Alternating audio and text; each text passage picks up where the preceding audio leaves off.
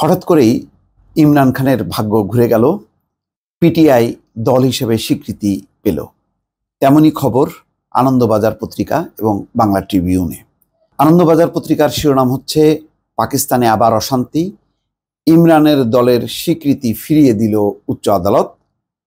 আর বাংলা ট্রিবিউনে যেই রিপোর্ট, সংরক্ষিত আসনে ইমরান খানের পিটিআইয়ের বড় জয়, এবং এই জয় মেনে নিতে পারছে না শাসক দল অর্থাৎ পিপিপি এবং মুসলিম লীগ। তারা ইতিমধ্যে বিক্ষোভ শুরু করেছে। হঠাৎ করে একটি নাটকীয় পরিবর্তন পাকিস্তানের রাজনীতিতে।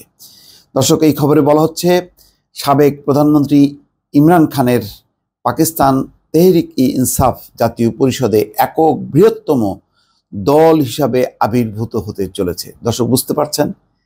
তার মানে পিটিআই হচ্ছে সবচেয়ে বড় দল এবং দলগতভাবে তারা আসছে পিটিআই হিসেবেই।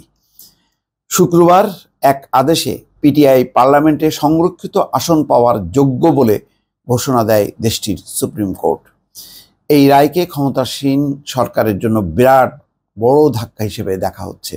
কাতার ভিত্তিক সংবাদ মাধ্যম আল জাজিরা এই খবর জানিয়েছে। 13 সদস্যের একটি বেঞ্চ পিটিআইয়ের পক্ষে এই রায় দেয়। রায়ে 8 জন বিচারক পিটিআইয়ের পক্ষে মত দিয়েছেন, বিপক্ষে ছিলেন 5 জন। রায়ে বিচারক বলেন, রাজনৈতিক দল হিসাবে পিটিআই সংরক্ষিত আসন পাওয়ার যোগ্য।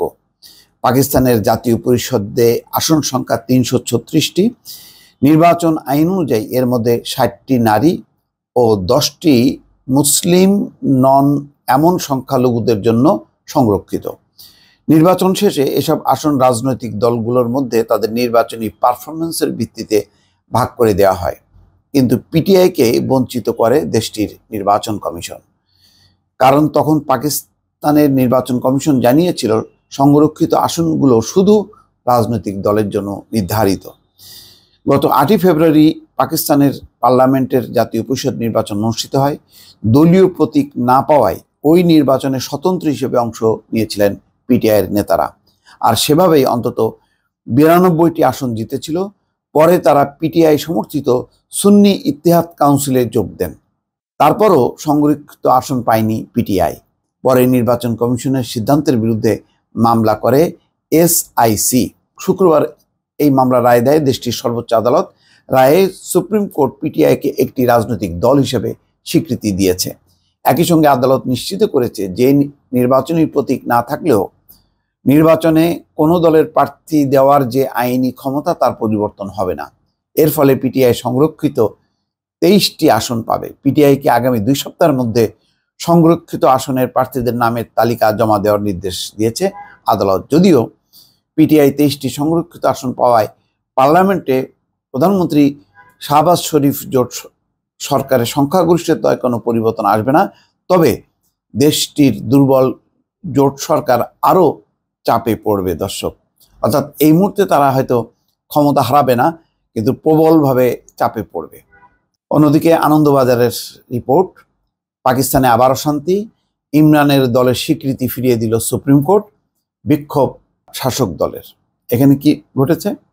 অর্থাৎ 23টি সংরক্ষিত আসন পাওয়ার পর তাদের একক সংখ্যাগরিষ্ঠ হিসেবে তারা সামনে চলে আসছে।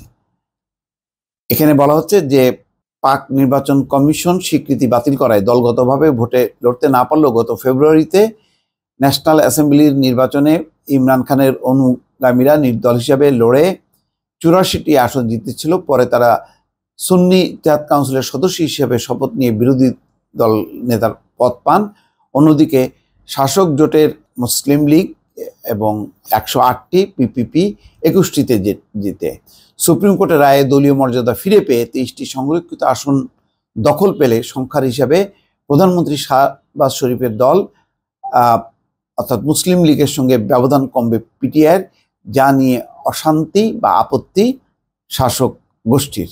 এই নিয়ে তারা ইতিমধ্যে বিক্ষোভ শুরু করেছে বেশ কয়েকটি জায়গায়। এখানে বলা হচ্ছে যে পাক শীর্ষ আদালতের শুক্রবারের ওই রায়ের পরেই প্রতিবাদে বিক্ষোভে নেমেছে শাসক মুসলিম লীগ দল এবং পিপিপি নেতারা, যার জেরে পাঞ্জাব, খাইবার পাখতুনখোয়া ও সিন্ধু প্রদেশের বিভিন্ন এলাকায় অশান্তি ঘটেছে। কয়েকটি স্থানে পিটিআইয়ের সঙ্গে শাসক জোটের সমর্থকদের সংঘর্ষের খবরও দিয়েছে। তার মানে ক্ষমতাসীন যেই পিপিপি এবং মুসলিম লীগের জোট সরকার আরও দুর্বল হলো এবং সংসদে আরও শক্তিশালী হয়ে গেল পিটিআইয়ের দল। তো ফলে অনেকটা নিভু নিভু অবস্থা ভারতের সাথে তুলনা করা যায়, যে যদি কোনো একটা দল সরে যায় তাহলে সরকারের একটা পতন ঘটবে, এমন একটি যেমন পরিস্থিতি, ঠিক পাকিস্তানেও কিন্তু তেমন একটি পরিস্থিতি। যদিও পাকিস্তানের রাজনৈতিক প্রেক্ষাপট ভিন্ন, সেখানে নেপথ্যে সামরিক বাহিনী কলকাঠি নাড়ায়, ফলে ভারতের সাথে সেভাবে তুলনা না করলেও বিষয়টা অনেক, যেমন ভারতেও বিরোধী দল অনেক শক্তিশালী, পাকিস্তানও আরও শক্তিশালী হয়ে গেল। যে কোনো মুহূর্তে শাসক দলেরকে উল্টে দেওয়ার মতন ক্ষমতা অর্জন করলো পিটিআই। দর্শক ভালো থাকবেন, আল্লাহ হাফেজ।